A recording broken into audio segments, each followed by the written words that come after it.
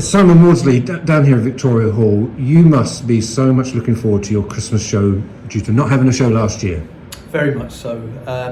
We really missed not having a Christmas production last year, obviously, for obvious reasons. And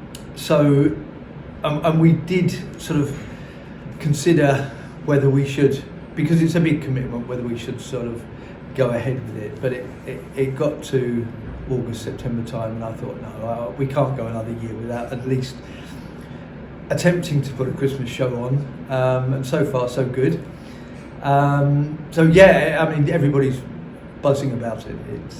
It's had a really good effect on the sort of the local community. Has there been an extra energy because of not having a show last year? Does everybody feel great when we're going to go back and do our Christmas show? Yeah, very much so. It feels like a long time since we did the last Christmas show, more than 2 years somehow.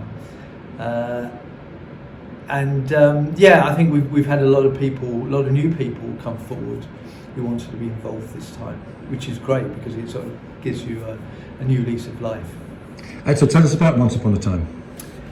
Okay, Once Upon a Time, basically it came from a game that I run a children's drama group called Cats, and we did a workshop and we used this game for as an improvisation sort of exercise.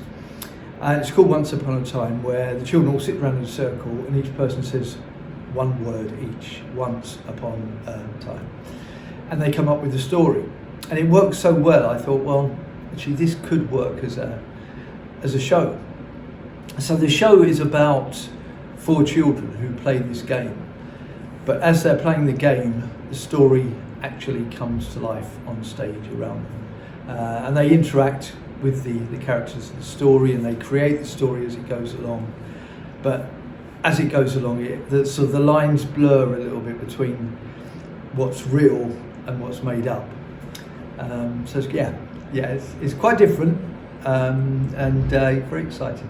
Use those words, they're quite different. The shows down here at Christmas at Victoria, they're not pantomimes, are they? But they are Christmas performances. No, they're not pantomimes, they're Christmas shows for families, and they involve music and comedy and villains and heroes, just like a pantomime does, but it doesn't involve all the traditional elements of panto. So yeah, we've always at Victoria Hall sort of done something a little bit different to the normal panto show. But yeah, it's been hugely popular over the years. We've done Hansel and Gretel was the last show we did. We did A Christmas Carol, Charles Dickens' Christmas Carol. Done Snow White. So yeah, I mean, they're traditional stories, but done in our own way.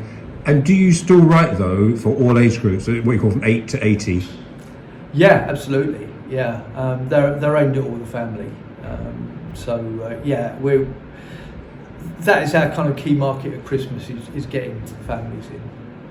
And we're trying to be positive here in this whole thing, but can you just take us a little bit back? How was 2020 and 2021 for the Victoria Hall? It wasn't as bad as I think other theatres had it, because it's run by volunteers, purely by volunteers. We didn't have any staff that we had to furlough, so we basically just mothballed the building for that, almost a year.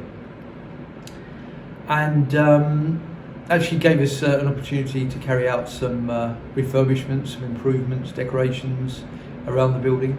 So it wasn't so bad for us. It was just missing having an audience and just missing having shows. Which makes the emphasis must be, if we appeal to our readers and viewers, please support your local theatre down here at Old Harlow. Absolutely, yeah, please do. That's how we survive, just on the support of volunteers and our audiences.